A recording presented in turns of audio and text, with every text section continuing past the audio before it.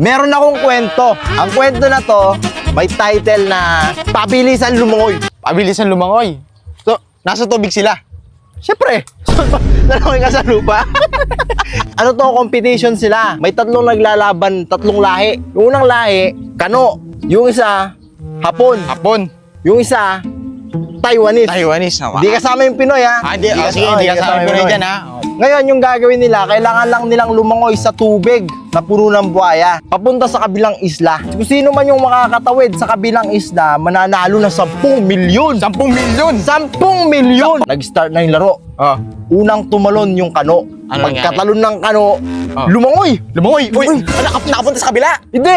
Kalahati! Kalahati! Kalahati Sayang! na! Kinain ng buhaya. Ano yan? Buhaya! Patay na. Patay na. Yung pangalawa naman susubok, yung Hapon. Hapon! Oh. Pagkatalo ng Hapon, hindi pa man natatampisaw sa tubig. Nakain na ng buhaya. Hindi mo na namin sa tubig! Nakain ng buhaya! Patay na. Patay na! Isa na lang! Oh, Isa na lang! Isa na lang yun! Isa yung na lang! Taiwanese na lang. Taiwanese na lang! Bago tumalon yung Taiwanese, may nakita yung mga tao. Lumalangoy, ang bilis. Buhaya? Ang bilis. Buhaya yan? Tao. Ay, tao! Tao yung lumalangoy, ang bilis. Tao! Bilis! Anong lahi? Nakarating. Oh, grabe! Nakarating sa kabilang isla. Anong lahi yun? Anong lahi yung tumalon? Ano? Pinoy. Pinoy! Sabi na Pinoy! Pinoy! Pinoy yan!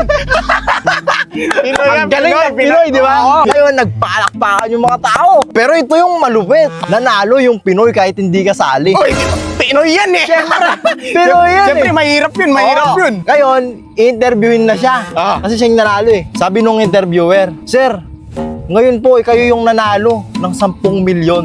Ano pong gagawin nyo sa 10 milyon? Bibiling private jet? Hindi. Ah, hindi. Alam mo sabi ng Pinoy, Ah. putang ina. Papahanap mo yung tumulak sa akin.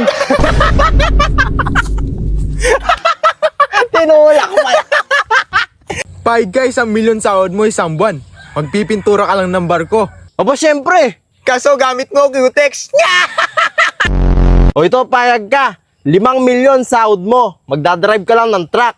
Bah, oo naman. Kaso, di pedal na truck. O ito, payag ka.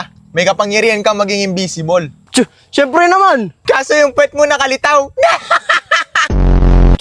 O ito, payag ka. Immortal ka. Abo, syempre, immortal yan eh. Kaso, araw-araw kang may lagnat. O ito, payag ka.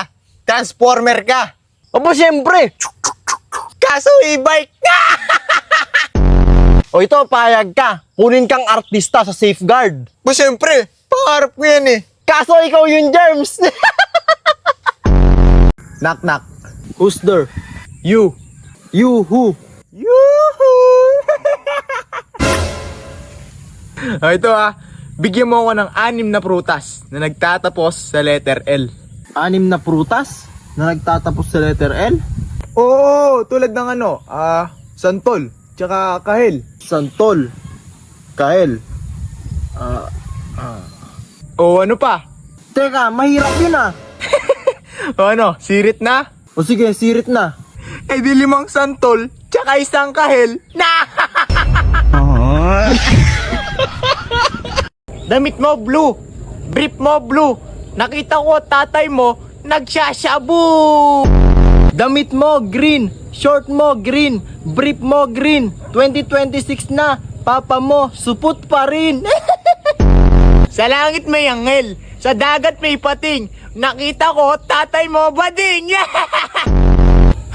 Sa langit may anghel. Sa dagat may shell. Nakita ko tatay mo kalbo. Nagjejel.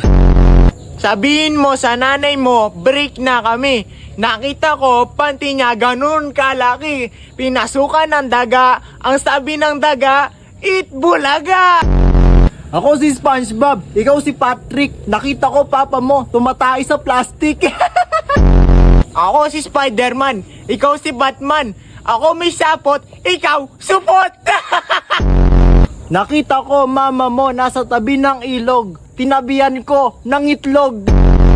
Nung nakaraang video nga mga idol, ay binalak naming magkapatid na takbuhin ang Pampanga papuntang Baguio. Pero nung nakita namin kung gaano kalayo ay hindi na namin itinuloy. At nung pangalawang subok nga mga idol ay itinuloy namin ang aming pagtakbo. Ngunit habang tumatakbo kami mga idol ay bigla kaming pinulikat. Kaya hindi ulit kami natuloy. Pero nung pangatlong beses nga mga idol ay talagang itinuloy na namin ang aming pagtakbo ng Pampanga papuntang Baguio. Kaya ngayong araw mga idol ay gagawa kami ng history na ngayon nyo lamang mapapanood sa buong buhay nyo. Dahil gagapangin namin ang Pampanga papuntang Mindanao. At para nga makita ninyo mga idol kung gaano kalayo ang Mindanao ay more than 1,300 kilometers ang kailangan naming gapangin. At babala nga, wag nyong gagayahin ang aming gagawin dahil mga eksperto lamang at mga professional ang pwedeng gumawa nito. At habang gumagapang nga kami mga idol ay nakita nga kami ni mama at sabi niya mukha daw kaming tanga sa aming ginagawa. Kaya hindi na namin itinuloy ang aming paggapang.